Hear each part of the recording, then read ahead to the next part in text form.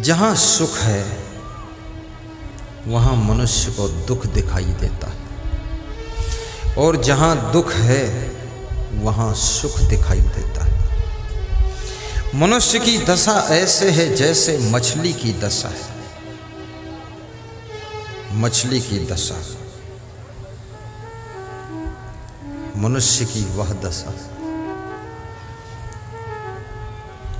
संसार जैसा दिखता है ऐसा है नहीं, और जैसा दिखता नहीं है वैसा भी नहीं है। जो तुम देखते हो वो सत्य नहीं है, और जो नहीं देखते हो वो झूठ नहीं है। मछली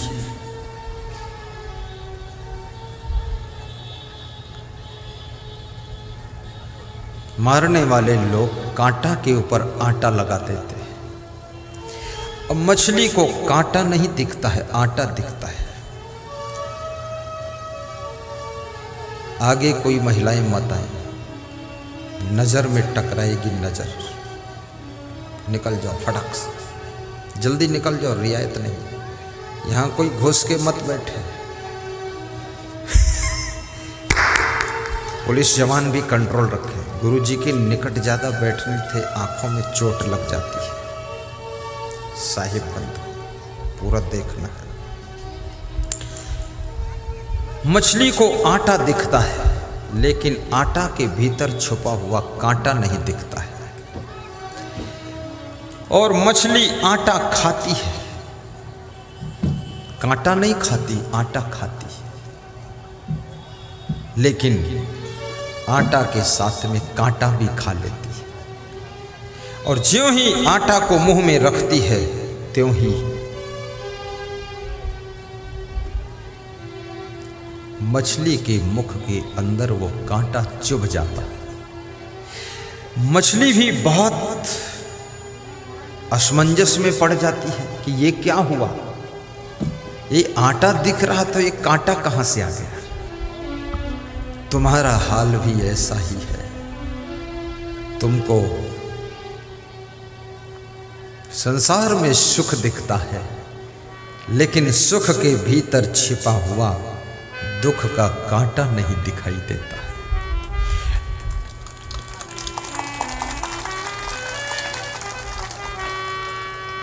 और वो सुख के आटे को देख करके तुम ज्यों ही भोगों को भोगते हो त्यों ही दुख का कांटा तुम्हारे गले फंस जाता है। ये सुख कहाँ है? कबीर साहब कहते हैं, चाहत सुख दुख संग न छाड़ा। पीछे से आगे मत आने दे। कृपया कंट्रोल करें, नहीं तो सत्संग बिगड़ेगा। यहाँ हर समय कोई चलता फिरता रहेगा तो डिस्टर्ब होगा। ध्यान दें, पीछे वाले किसी महिला को आगे मत आने दें। वहाँ कोई खड़े हो जाओ जाकर। गणेश वहाँ चले जाओ, तुम आने ही मत देना इधर, यहाँ जगह नहीं है। साहिब बंद कोई यहाँ देखिए, प्रसाद भी मत लाओ बाद को, दक्षिणा भी मत दो बाद को, कोई फल फ्रूट यहाँ लेकर मत आओ बाद को। सब शांति से बैठो और सुनो। ये सब फल फूल दान दक्षिणा बाद को। कम से कम जिस गाय की सेवा करते हो उसका दूध तो दुहो। तो जिस गुरु की सेवा कर रहे हो उसकी अमृत वाणी तो सुनो, अमृत वाणी तो सुनो। बस बैठो, प्रेम से बैठो, माता लो और खिसक जाओ, मुंह दिखाई दे, दर्शन कर सको, खिसको। हाँ डरो मत, अब अंदर में हो, ठीक है। बस बैठो, बैठे रहो चुपचाप। साहिब बंदगी। साहिब कार्यक्रम करने वालों को भी इतनी उम्मीद नहीं थी कि लोग आएंगे, और मुझे भी उम्मीद नहीं थी इतने लोग आएंगे, लेकिन आने वालों को उम्मीद थी कि हम इतने लोग आएंगे। साहिब साहिब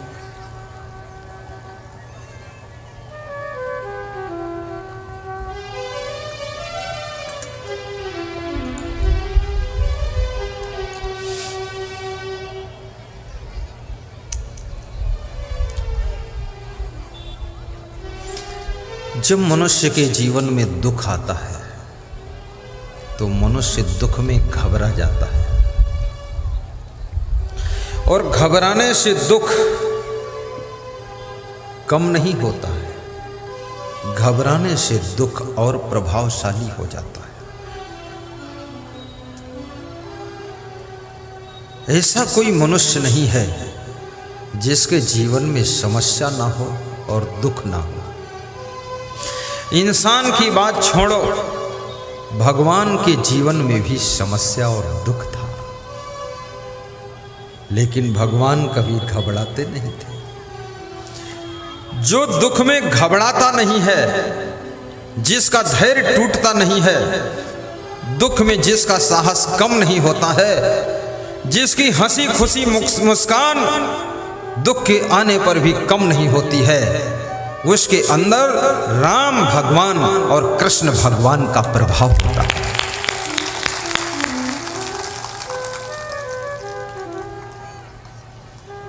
कितनी स्त्रियों को देखा जाता है कि घर में थोड़ा सा दुख आ गया रोने के लिए बैठ जाती है।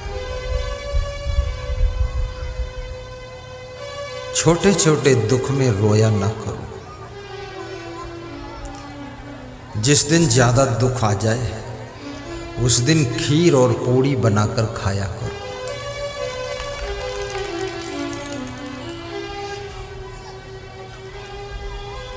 दुख में मत घबराना पंछी, यह जग दुख का मेला है। चाहे भीड़ बहुत अंबर पर उड़ना तुझे अकेला है। एक विचारक कहता है, दुख में मत घबराना पंछी, दुख में मत घबराना पंछी, यह जग दुख का मेला है, यह जग दुख का मेला है। चाहे भीड़ बहुत अंबर पर, चाहे भीड़ बहुत अंबर पर, उड़ना तुझे अकेला है, उड़ना तुझे अकेला है, उड़ना तुझे अकेला है। आकाश में कितनी चिड़ियों की भीड़ हो, लेकिन हर चिड़िया को अपने पंखों के बलबूते उड़ना पड़ता है। तुम्हारे परिवार में कितने ही सदस्य हों, कितने रिश्तेदार हों, कितने मिलने वाले मित्र हों, लेकिन जब शरीर में कोई बीमारी का दुख आता है तो उसका दर्द अकेले ही झेलना पड़ता है। इसलिए मैं निवेदन करूंगा, परिवार के मोह में, मित्रों के प्रेम में और रिश्तेदारों के स्नेह में और दुश्मनों के चक्कर में अपने शरीर के स्वास्थ्य को बिगड़ने मत देना। परिवार से भी थोड़ा समय निकालिए, रिश्तेदारों से भी थोड़ा टाइम बचाइए, मित्रों से भी समय बचाइए और दुश्मनों के लफड़े से भी समय बचाइए, और कम से कम 1 घंटा इस शरीर को स्वस्थ रखने के लिए व्यायाम कीजिए, प्राणायाम कीजिए और हंसी और मुस्कुरा दीजिए। महिलाओं को प्राणायाम व्यायाम की बहुत ज़्यादा ज़रूरत है, क्योंकि महिलाओं का काम अधिकतर मशीनों ने छीन लिया है। पहले स्त्रियां धान कूटती थी मूसल से, और धान कूटने का काम तो मशीन कर रही है, और द्वार द्वार पर मशीन आ जाती, कूट देती है। अब ये स्त्रियां धान कूटने को नहीं पाती तो क्या कूटे, तो कितनी स्त्रियां तो अपने बच्चों को कूट देती हैं।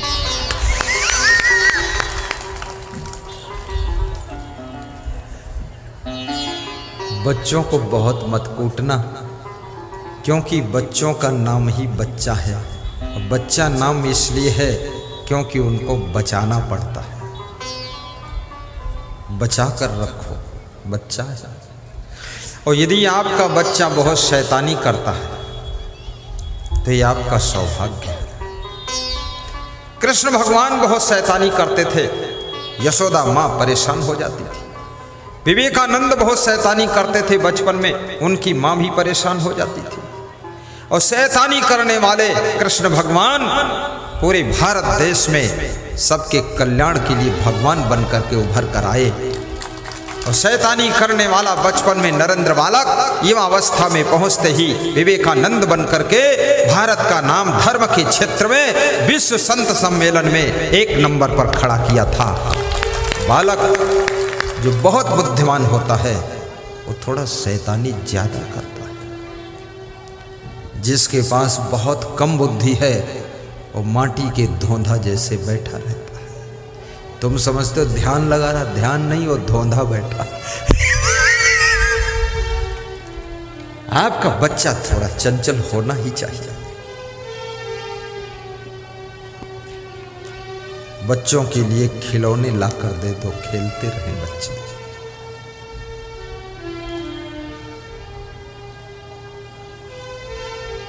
एकोपि गुणवान पुत्रो निर्गुणश्च सतैवरः एकश्चंद्रस्तमो हंति नच तारा सहस्रशः। सबसे अधिक दुख अगर मनुष्य को गृहस्थ आश्रम में किसी से मिलता है तो अपने बच्चों से ही मिलता है। लेकिन क्यों मिलता है? क्योंकि बच्चों को यदि केवल तुम शिक्षा दोगे तो बच्चे तुमको दुख के कुएं में ढकेल देंगे। शिक्षा के साथ साथ बच्चों को संस्कार भी दीजिए, बच्चों को अच्छी संगत दीजिए, बच्चों को सत्संग से जोड़ दीजिए और बच्चों को भक्ति में जोड़ दीजिए, तो आपके बच्चे जिंदगी भर आपका उपकार मानेंगे और आपका एहसान मानेंगे। इस बात को समझना।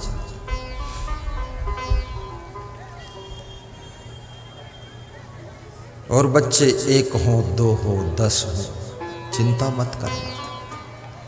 अभी देश के प्रधानमंत्री मैंने सुना 6 भाई हैं, आधा दर्जन। और ये भी सुना हूँ गरीब घर के थे। ये भी सुना हूँ माँ दूसरों के घर में बर्तन मांजती थी।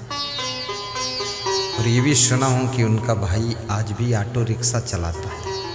लेकिन 6 बच्चे, इसमें बहुत कम ऐसी माताएं जिनके 6 बच्चे हैं, और जिनके 6 हों 6 बहुत अच्छे।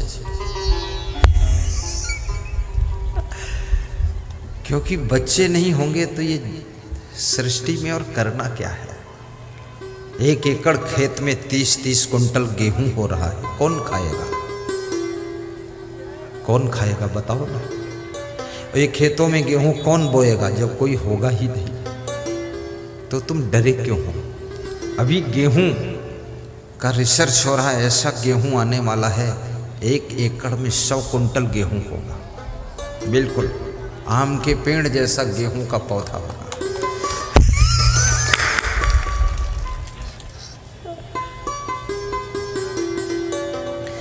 बच्चे 1 हों या 2 हों या 10 हों, जो हों, मैं नहीं कहता हूं बच्चे आपके कितने हों, ये तो तुम खुद हिसाब लगाओ कितने हैं। मेरा विषय नहीं, क्योंकि मैं क्यों कहूँगा, क्योंकि हमारे बच्चे तो कोई है ही नहीं, तो हम दूसरे बच्चे की सेटिंग क्यों करें। परंतु इतना जरूर है, बच्चों को अच्छे संस्कार दीजिए।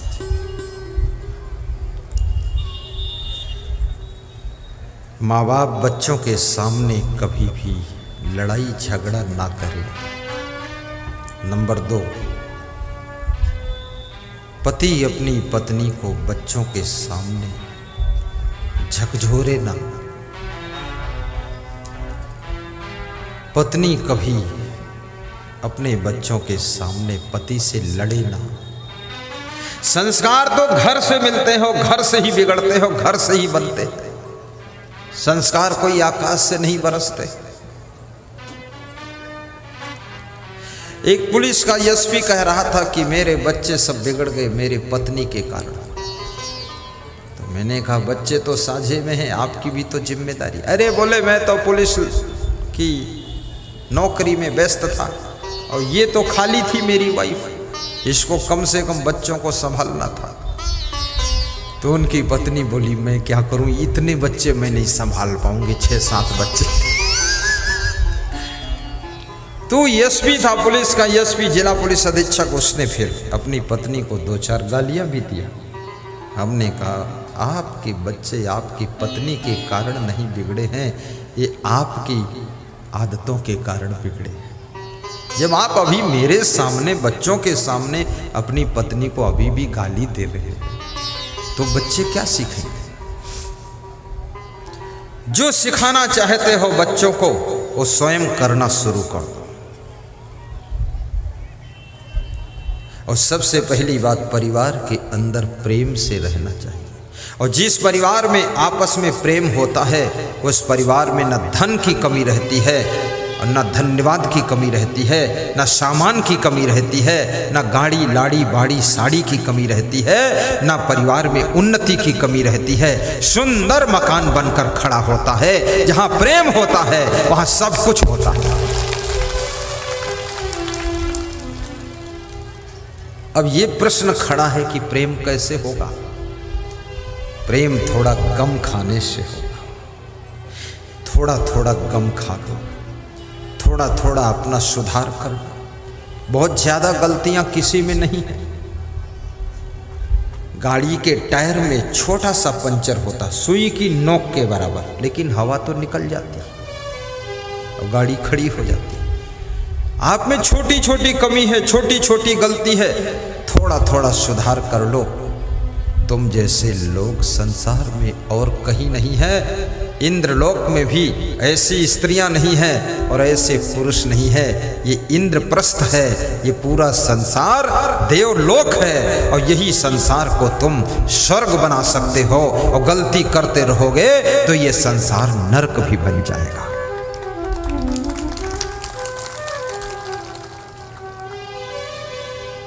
दो बातें जिस मनुष्य में होती हैं, विदुर जी कहते हैं, हे धृतराष्ट्र, दो बातें जिस इंसान में होती हैं वो स्वर्ग से भी ऊंचे स्थान प्राप्त करता है। स्वर्ग से ऊंचे। ज़्यादातर लोगों की मृत्यु होती है तो नेम प्लेट में लिख देते हैं कि स्वर्गीय। और मुझे आश्चर्य भी होता है, ये सब स्वर्गीय होते चले जा रहे हैं और नरकी कोई हो नहीं रहा। तो नरक तो खाली पड़ा है और स्वर्ग में इतनी भीड़ हो चुकी है। और ये सब वही आत्माएं हैं जिन आत्माओं ने घर को नरक बनाया, ऑफिस को नरक बनाया, दुकान को नरक बनाया और ये सब स्वर्गीय हो गए। तो स्वर्ग में पहुंच करके ये सबने मिलकर नरक जरूर बना दिया होगा। स्वर्ग को नरक में बदल डाला। भगवान ने कहीं आपके लिए स्वर्ग नहीं बनाया। भगवान कोई आपका नौकर है, मजदूर है, लेबर है जो तुम्हारे लिए स्वर्ग बनाएगा? तुमने समझा क्या अपने को है?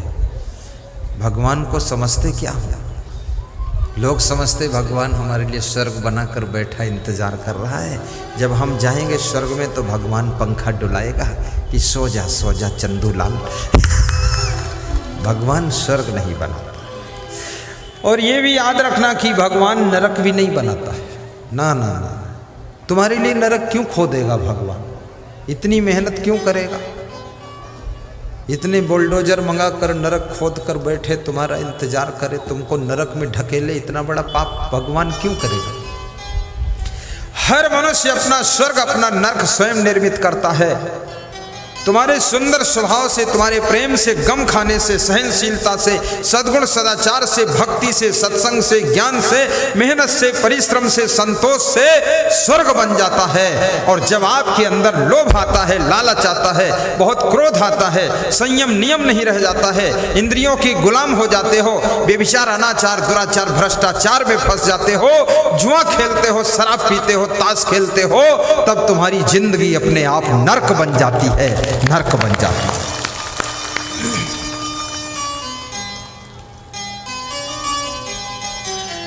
राजस्थान में एक महिला कह रही थी कि हमारी जिंदगी तो पूरी नरक हो गई। तो हमने कहा कैसे हुई? बोले पति के कारण हो गई। तो पति क्या करता है? बोले पति जुआ खेलता है, ताश खेलता है, दारू पीता है, आलसी भी बहुत है, भैंसा जैसे लेटा रहता है। तो हमने कहा समझाया नहीं उसको?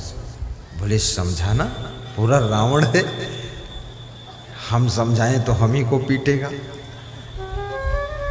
तो हमने कहा रावण के साथ मंदोदरी कंट्रोल करती थी, तुम भी करो कंट्रोल। कंट्रोल नहीं हो रहा है। अगर आपकी पत्नी आपको अच्छी बात के लिए कंट्रोल करती है तो अपनी पत्नी को धन्यवाद दीजिए और उसकी बात को मान लीजिए, क्योंकि जो लोग अच्छी राह बताने वालों को धन्यवाद देते हैं उनकी जिंदगी धन्य हो जाती है। तुलसीदास की पत्नी रत्नावली ने तुलसीदास को ज्ञान सिखाया था, याद है कि नहीं? तुलसीदास रात में यमुना नदी को पार करके मुर्दे का सहारा पकड़कर तैरते हुए चले गए और ससुराल में पहुंचे रात को। रत्नावली ने कहा, तुम्हें शर्म नहीं लगती है?